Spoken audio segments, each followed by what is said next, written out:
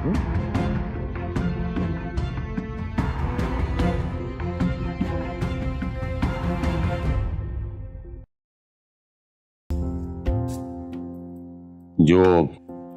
जीत होती है ना, वो इंसान के दिमाग की सोच से होती है और हार दिल से होती है। और जीत के लिए इंसान अपना पहला कदम अपनी सोच में उठाता है और उसे हासिल करने के लिए कदम बढ़ाना भी जरूरी है।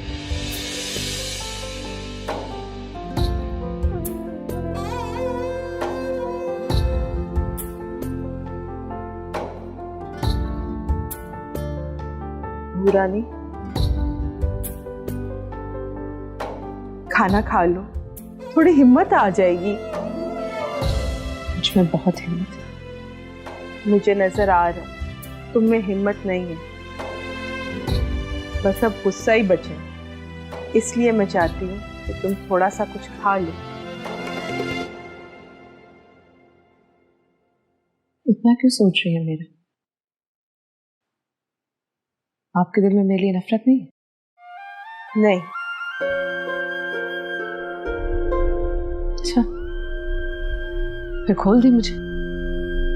मैं नहीं खोल सकती। आपके पास फोन तो, एक फोन तो करवा सकती है ना मुझे। मेरा फोन तुम्हारी सास ने ले लिया है। बाहर जाती? तुम्हारा ससुर जाता है बस। असद भाई? जब तुम्हारे अब्बू की डेथ हुई थी, असद तो तब का लड़के जा चुका है यहाँ से। और वो मीना, उसकी मोबाइल में तो मेरी बहन का नंबर भी है। मीना घर से भाग गई थी और रानी इल्जाम लगा रही है कि असद उसे भगा कर ले गया। बात बताएं, मारिया को जानती थी आप? हाँ, जब रिश्ता पक्का किया था तब एक बार गई थी। यानी कि उनके जुर्म में आप भी शरीक? नहीं, मैं सिर्फ रिश्ता होने वाली बात में बैठी थी। उसके बाद जेल चली गई। वापस आई तो तुम बहू के रूप में मेरे सामने थी। तुम्हें देखकर मैं हैरान रह गई थी। याद है, मैंने पूछा भी था।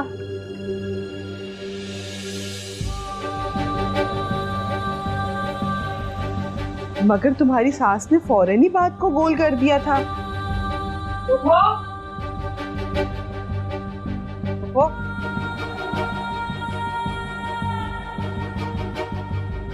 ये कौन सी रिश्तेदारी पक्की कर रही हो?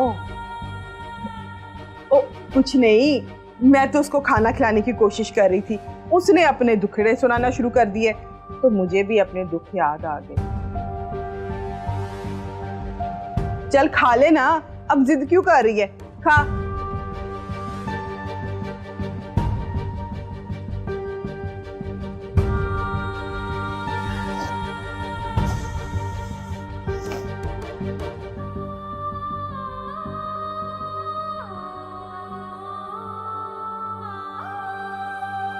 मुझे अपनी बहन का नंबर दे देना। कल मेरे बेटे ने मिलने आना है मुझे, मैं उसे दे दूंगी। बाकी अल्लाह की मर्जी।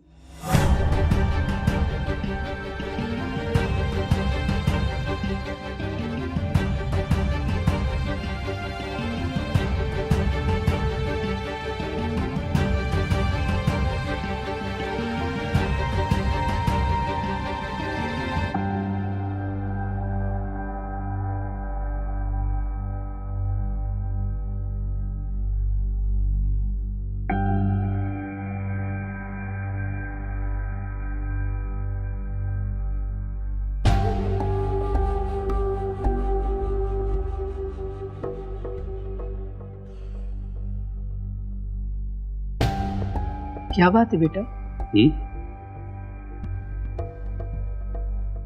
यहाँ क्यों खड़े हो?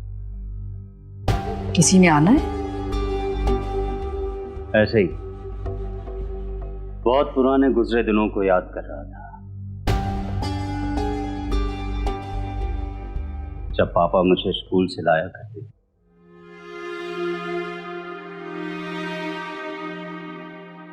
तो आप ऐसे ही दरवाजे में खड़ी इंतजार किया करती थी। गुजरे दिनों की याद ही है बेटा। कभी होठों पे मुस्कुराहट बनकर उभरती है और कभी आंसू बनकर आंखों से बह जाती है। वक्त कितनी जल्दी बदल जाता है मामा।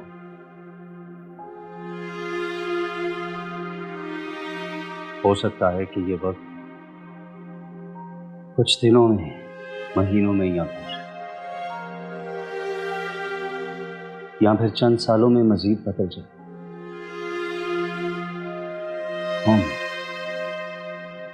यादों की ये अजियत आप तो नहीं देंगी ना मुझे? कैसी बातें कर रहे हो बेटा? हम गुजरे दिनों की यादों के साथ मुझे आने वाले दिनों का खौफ भी सताने लगा। मुझे तुम्हारी तबीयत ठीक नहीं लग रही। मुझे कुछ नहीं हुआ मां। तुम बता रहे थे ना फरीशा का पता नहीं लग रहा। चलो फलीहा से मिलाते, खुश हो जाएगी वो कि असलम के जाने के बाद हमने भी उनका वैसे ही ख्याल रखा। फोन पर 2 बार तो बात कर चुका हूं, अभी तक परेशान हूं। अपने ससुराल से निकलकर कहां गई कुछ पता नहीं चल रहा।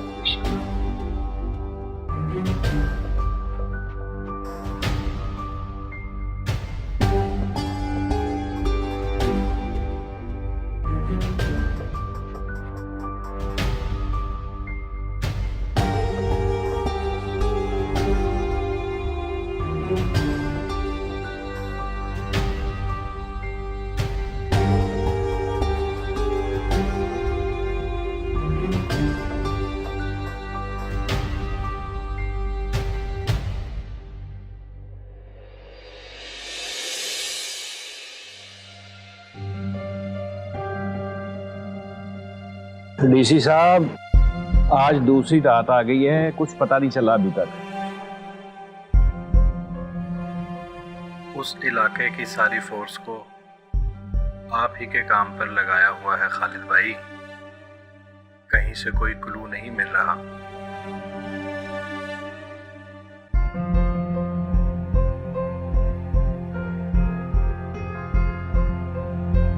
डीसी साहब, हमें तो फिर भी 4 लोग जानते हैं जिनके साथ आपकी फोर्स ये कर रही है। उन लोगों के साथ क्या होता होगा जिनको कोई जानता भी नहीं।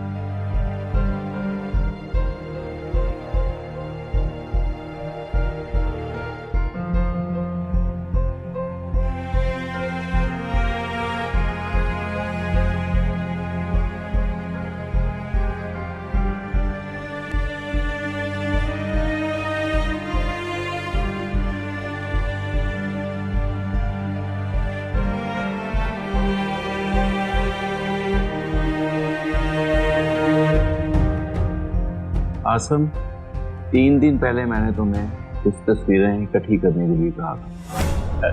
जी खालिद भाई, कह दिया मैंने, कल तक मिल जाएंगे। सवाल ये नहीं है कि वो कब मिलेंगी, सवाल ये है कि जिस रात मैंने तुम्हें ये काम कहा उसी रात की सुबह फरीशा गायब हो गई। कहीं इसमें तुम्हारा हाथ तो नहीं? कैसी बातें कर रहे हैं खालिद भाई? मैं ऐसा कैसे कर सकता हूँ? आपको धोखा देना मैं तो सोच भी नहीं सकता।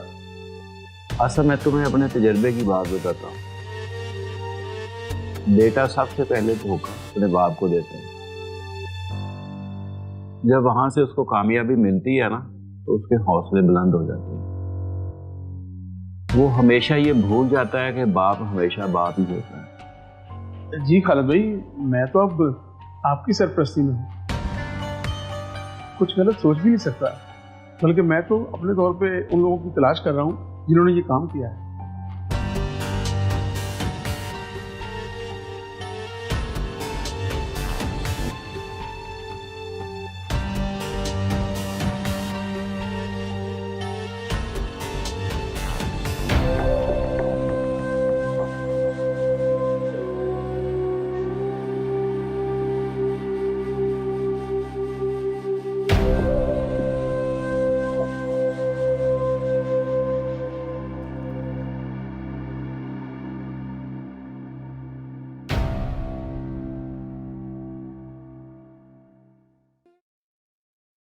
वकील साहब यकीन करें, मेरे बेटे ने कत्ल नहीं किया।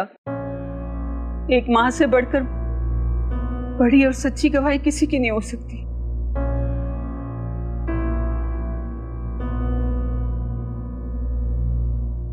आप बिल्कुल सही कह रहे हैं, मेरी बहू वकील है,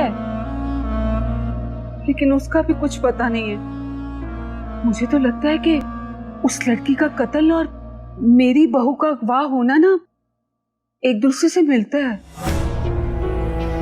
जी जी, रिपोर्ट करवाई है उसकी बहन ने। ठीक है, मैं उसकी कॉपी करवा के ना सुबह रहमत के हाथ ना आपको भिजवाती हूँ। जी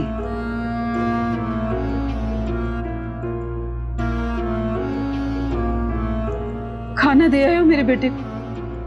हाँ। कैसा था मेरा बेटा? उसका हाल बेहाल कर दिया है। पुलिस उससे एक ही सवाल करती है कि लाश कहाँ है। वो सच बोलता है तो मारते हैं उसे। तो झूठ बोल लेना जिसपे पुलिस को यकीन आ जाए। झूठ बोलेगा तो लाश देनी पड़ेगी। तो दे देना लाश। शौहर को बचाने के लिए बीवी इतनी कुर्बानी तो दे ही सकती है। उसे लाश बना देते हैं, उसकी शक्ल बिगाड़ देंगे और लाश बन जाएगी। मतलब तुम ये चाहती हो कि इस तरह लाश देकर मैं बेटे को खुद फांसी लगवा लूं? ये तो पागल है प्राची, उससे ना कुछ भी बोल देती है और तुम दोनों इसकी बात पे अमल कर लेते हो। हाँ हाँ, पुप्पो की बात पे अमल कर लेना, जो बहू के साथ बड़ी गहरी बातें कर रही थी। भाभी, मैं तो उसकी हमदर्द बन के राज पता करना चाह रही थी कि बातों बातों में कोई ऐसी बात पता चल जाए जिससे मेरा भतीजा रिहा हो जाए। एक बात याद रखना जन्नत, अगर तुमने कोई गलत हरकत की तो उससे पहले तुम मरोगी।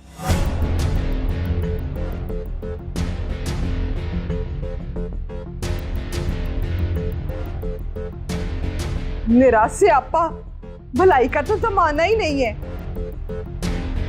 आप सब तो मुझ पर ही शक कर रहे हैं।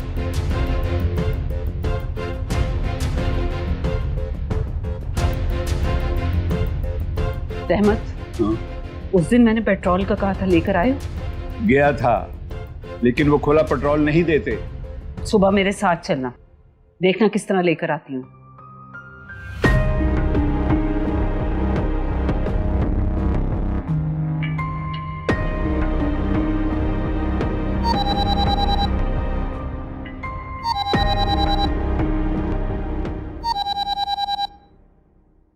हेलो, कैसी हो मारिया? बिल्कुल ठीक हूँ, तुम कैसे हो? शुक्र है, तुमने भी पहली बार मेरे से मेरा पूछा। अम्मी के जाने के बाद जब ये ख्याल आता है, सोचती हूँ तुम्हारा भी मेरे अलावा कौन है।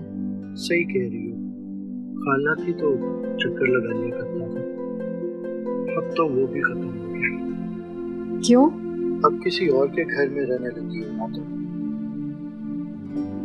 तो अच्छा नहीं लगता। ऐसी कोई बात नहीं है, तुम जब चाहो आ जाना।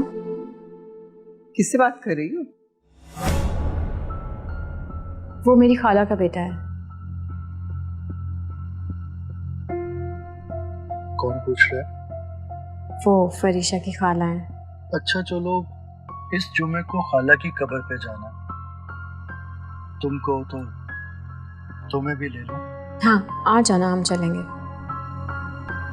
ओके, अल्लाह हाफ़िज़।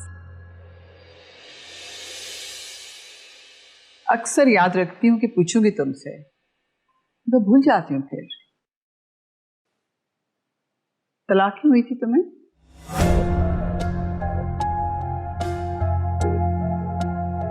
तुम्हारा कजिन घर आता होगा?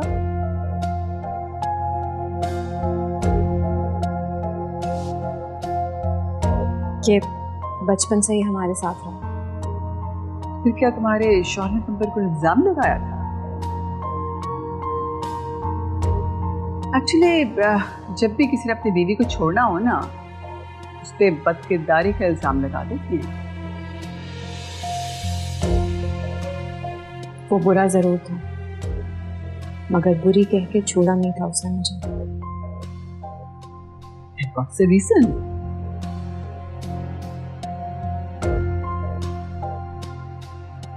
हमारे यहाँ जब भी तलाक होती है तो तलाकनामे पे लिखा जाता है कि बाहमी रजामंदी पे एक दूसरे को छोड़ रहे हैं, लेकिन असल में कोई एक दूसरे से उकता चुका होता है। सुहेल भाई की कॉल है। Okay, just hold on. I'm coming.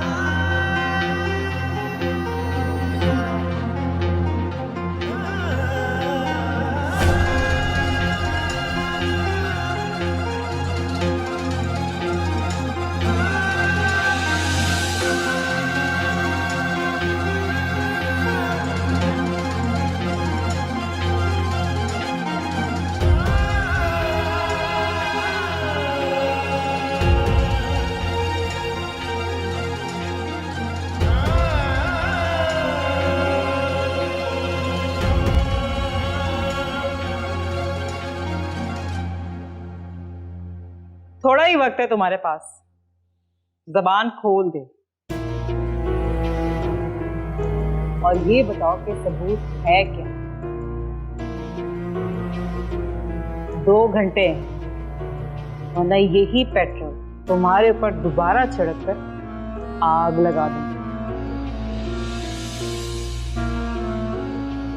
बुजुर्ग, इसकी नाक से तो खून निकल रहा है। नक्सीर फूट गई होगी। जन्नत, इसका खून साफ कर।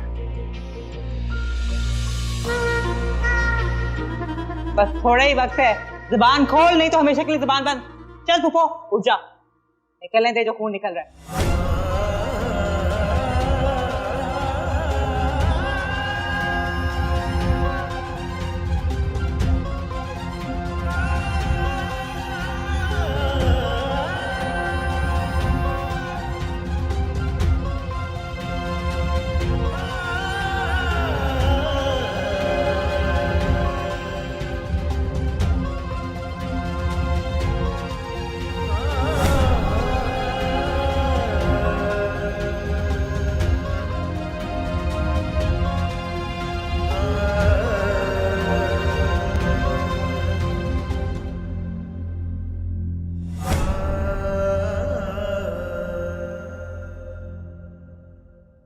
मॉम, मॉम,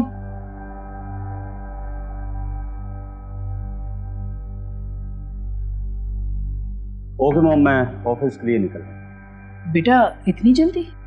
हाँ, वो लिया ने आज ऑफिस नहीं आना, तो फिर सब काम मुझे ही संभालना। बेटा फिर मुझे फलिया की तरफ उतार दो, मैं जरा मिल लूंगी उससे। वो ये ना समझे असलम के बाद हमने उसकी खबर ही नहीं ली। मॉम, मैं उन्हीं के काम संभाल। फिर भी बेटा अच्छा नहीं लगता। अभी तो मुझे ऑफिस जाने दे, शाम को वापस आऊंगा तो ले जाऊंगा। चलो, जैसे तुम्हारी मर्जी। ओके, खुदा हाफिज। अल्लाह हाफिज।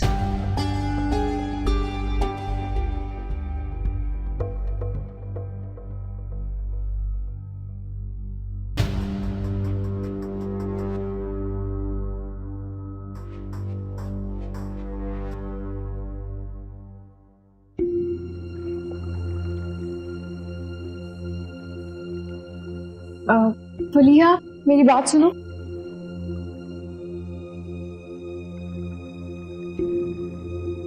प्रिया, वो जो तुम पुलिस स्टेशन से सेफ सिटी कैमरा की पिक्चर्स लेके आई थी, वो कहाँ है?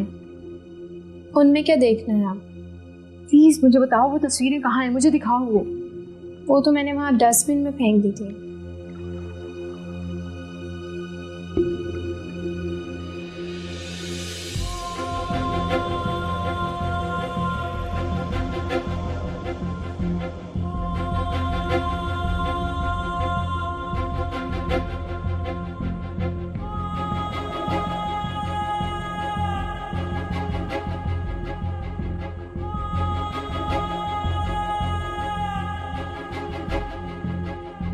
यस, ये देखो, तीनों पिक्चर्स में देखो।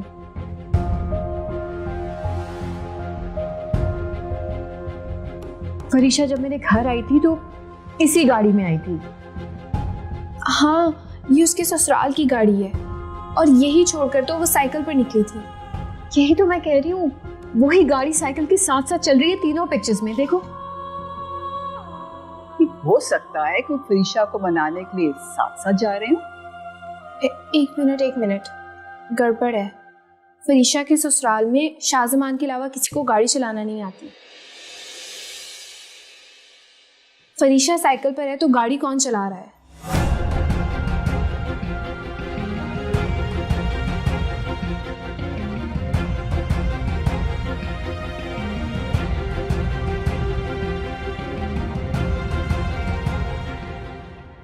राना साहब, वो मेरी बेटी है। 48 घंटे गुजर चुके हैं और अभी तक मुझे उसका कोई इल्म नहीं हो सका। कैमरे की सारी पिक्चर्स भी आपके अदारों के पास हैं। जिस डायरेक्शन में वो जाते हुए गायब हुई, उस सारे एरिया को आप सील करें। Okay, thank you. मैं इंतज़ार करता हूँ आपका। अस्सलाम वालेकुम खालिद भाई।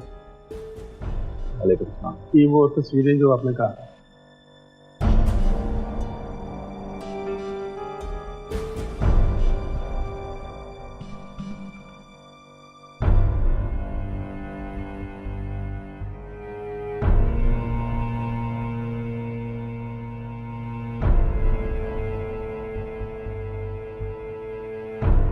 इनमें तुम्हारी तस्वीर तो नहीं है, तुम भी तो यही काम करते हो। लेकिन मैंने तो छोड़ दिया वो काम। आसा, मैं कुर्सियों पर बैठे हुए क्रिमिनल्स को जानता हूँ। गलियों में क्या होता है ये तुम्हें पता। लेकिन 3 महीने से मेरा तो किसी के साथ कोई रास्ता ही नहीं है खालिद भाई। लेकिन तुम जानते तो हो ना। जी जी। उन लोगों में कौन है जो अगवा बरए तवान का काम करते हैं? खालिद भाई, अगर ऐसा कुछ होता तो किसी ना किसी का खून आ जाता।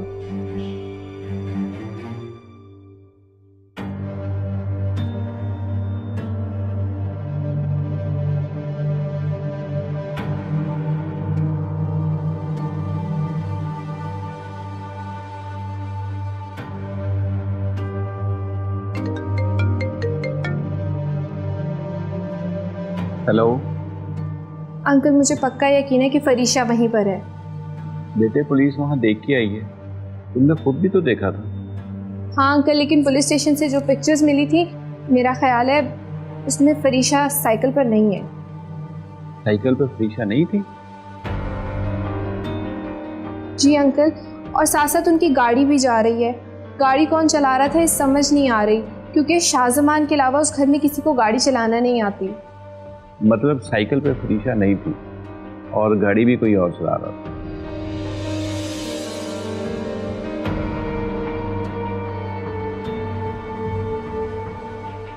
ओके, मैं अभी पता करवाता हूँ।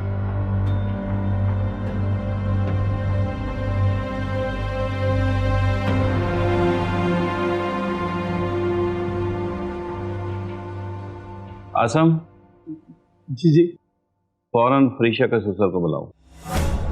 जी, मैं फोन करके बुला लेता हूँ सर। फोन नहीं करना, अभी उसको उठा के लाओ। अच्छा जी।